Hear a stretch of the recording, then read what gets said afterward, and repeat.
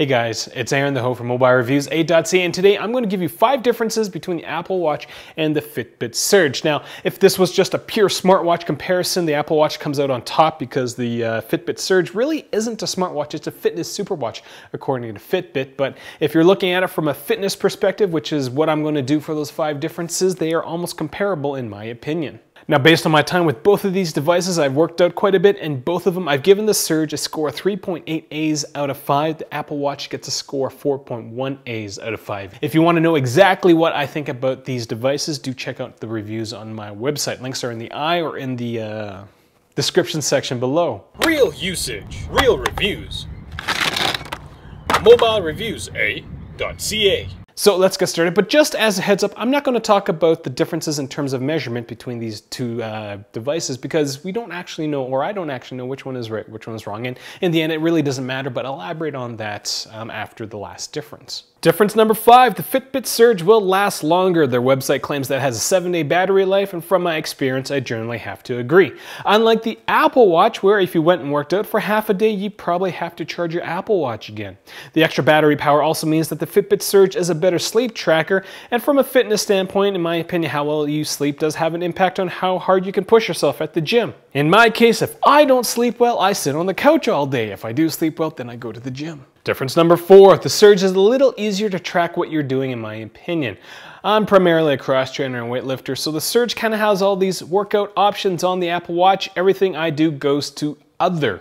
For the most part, I don't think it really matters, but it's still nice to call something what it is. Weightlifting equals other. Difference number 3, there's a tiny GPS in the Surge, which means you get to track your runs and walks without having to carry a device with you. The Apple Watch relies heavily on the iPhone, so if you don't feel comfortable running with an iPhone in your pocket, then you should take a serious look at the Fitbit Surge. Difference number 2.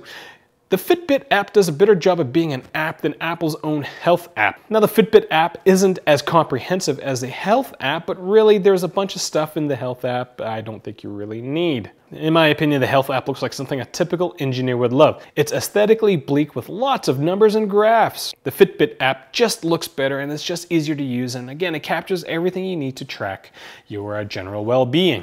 Now, before I get to the last difference, if this is the first time you're watching one of my videos, I do encourage you to click subscribe. I produce content 2 to 3 times a week, usually all about all these wonderful things that we pay lots of money for and then throw away a year later. So there's lots of stuff out there. You won't be bored, I guarantee it. Difference number 1, the Apple Watch gets better over time. The Fitbit Surge will not. From my perspective, the Apple Watch is kind of like the iPhone. You know, you got the app ecosystem, so it allows developers and people to do whatever they want with the Apple Watch. You can only do one thing with the Fitbit Surge, and that's to track your fitness. For example, as of right now, both watches can track a workout, but it can't count the reps. There's an app called VMOFit that's trying to be smart enough so that it can count your reps automatically. It kind of works with Android Wear. I've tried it with the Moto 360, and they're working on doing the automatic rep tracking for the Apple Watch. This neat little app, again, available for every other smartwatch platform except for the Fitbit Surge, so it loses out. Another area that the Fitbit Surge loses out on are the add-ons. With the Apple Watch, you can get accessories that kind of enhance the device, like a spare battery strap. You know, you kind of have these shockproof sports cases that you could put on them, which kind of I don't think are that useful, but I'm sure there's one that's going to be waterproof so you can actually take your Apple Watch swimming or take it near the ocean. All I'm trying to say is that the Apple Watch, from a fitness standpoint, there's a lot more things that can happen with it, whereas in the Fitbit Surge, it's kind of peak the moment you open it, you use it, that's about all you get out of it. But if I was to look at everything right now, if I had to make a decision just from a pure fitness standpoint, I would go with the Fitbit Surge. I think it's better right now.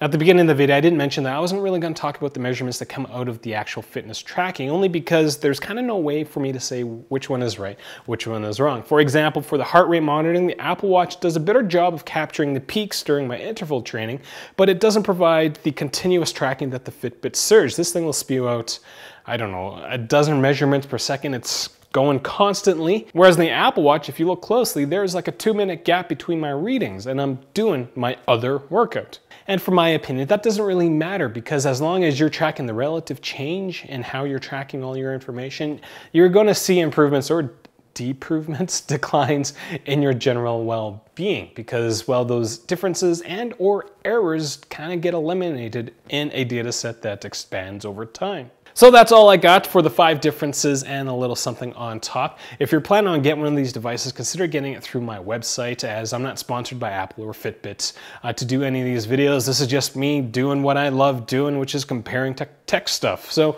find me on Google+, Twitter, as well as Facebook. I'm Aaron the Ho. Questions, leave them in the comment section below, or find me on my website or those social media platforms that I'm all on. Thanks for watching.